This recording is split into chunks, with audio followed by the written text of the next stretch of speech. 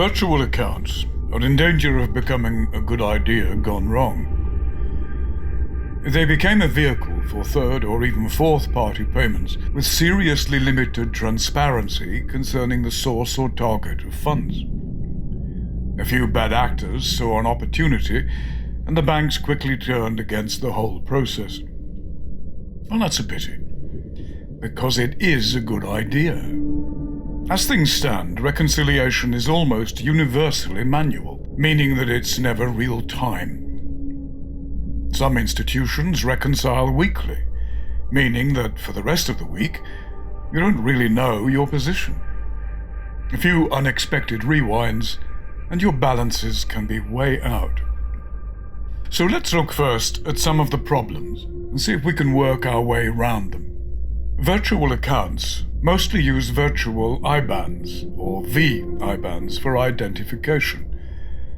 But there's nothing to indicate whether the reference on the account is virtual or a real IBAN. There's no visibility of the master account, especially for third or fourth party recipients.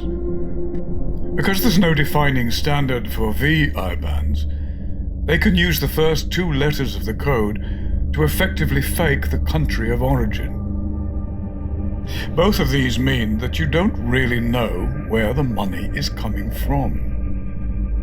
A bank could innocently break sanctions or facilitate money laundering, and innocent or not, the penalties can be crippling. It can also mean that you don't know where the money's going either, especially where companies have introduced dynamic V-IBANs. These exist for one payment only, and that means the bad guys can set up an account, take the money, and disappear. It's not just the banks that suffer. People can lose their livelihood from just one fraudulent payment. There are other issues, but in general, they come down to a lack of transparency. There are too many hiding places for bad actors, and there's too little protection for the remitters and beneficiaries. And that's a shame, because it results in our losing access to a simpler, faster, and cheaper payment system, to reduce FX costs, and to simple, near real-time payments. So let's not throw out the baby with the bathwater. Instead of abandoning virtual accounts, let's fix them. You may already be familiar with CertiQi's eKeyiD. It's an ingenious way of creating transparency by using a short code to identify things like KYC details or transaction information. They work by being permanent. When a transaction's complete, its eKeyiD remains, so that every element from the people involved to the size of the shipping container can be inspected. Now we've introduced the yellow eKeyiD.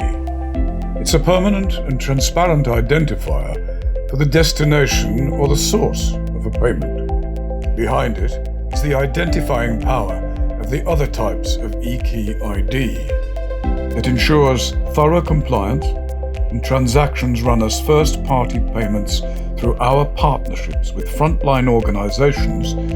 Banks and authorized NBFIs receive instruction through their preferred method, such as SWIFT or their own banking platform. That instruction includes a link that opens access to full compliance detail for every transaction. The yellow eKeyiD doesn't look like an IBAN. It's not intended to. The only IBAN attached to a payment instruction is the real identity of the processing institution. The yellow key is included elsewhere in the message. For cross-border payments via SWIFT, for example, it sits within the field 70 of the MT103 message.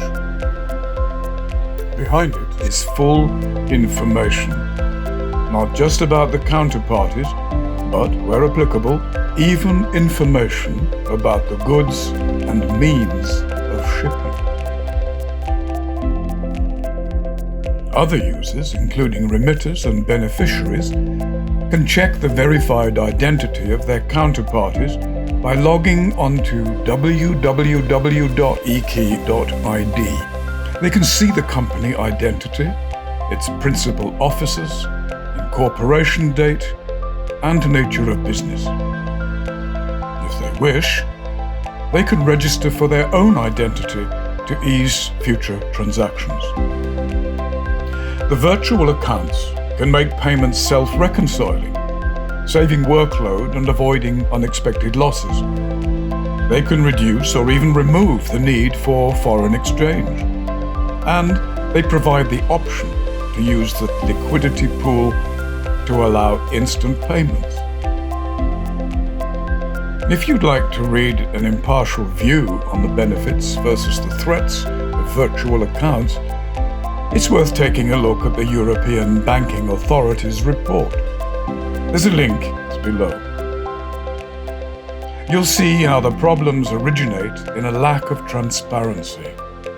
Solve that, and you're left with some persuasive benefits. So we solved it.